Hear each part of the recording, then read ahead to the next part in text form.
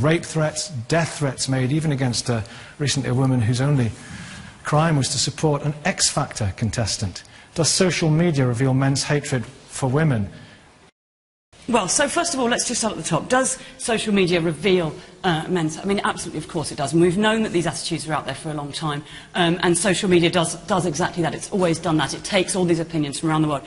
But it actually does a lot more than that as well. The other thing that it does is it allows people to access you when you should be safe in your home. You know,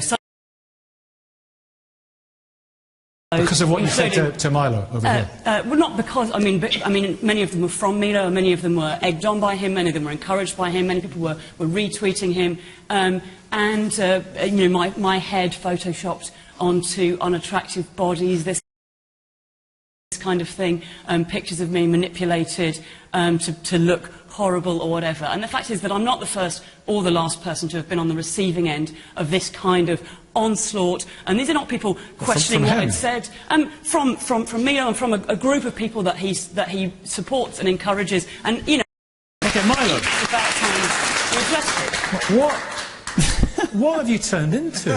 What have you turned into? I used to be such a nice young man.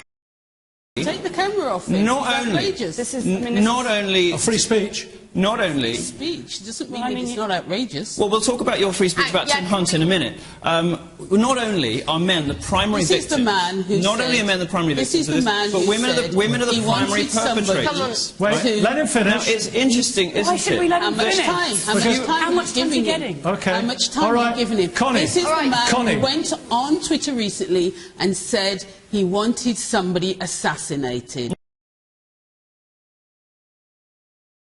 No, I didn't. Okay. You're a liar. Yeah. You lied about Tim Hunt. You lied about Tim Hunt, and now you're lying about me. You are. Please, Milo. Let Connie. Let Connie. Shut up. You are. Listen. You are a fraud.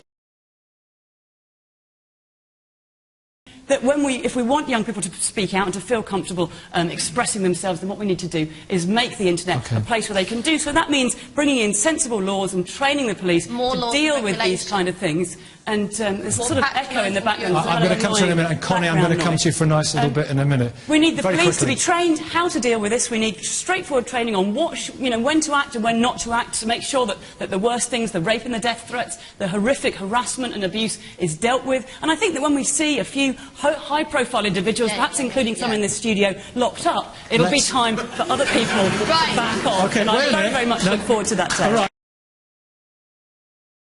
When they, rape and death threats are bad, but when they receive this kind of rubbish on Twitter, they block or they ignore. And I really want to pick up on this idea that women...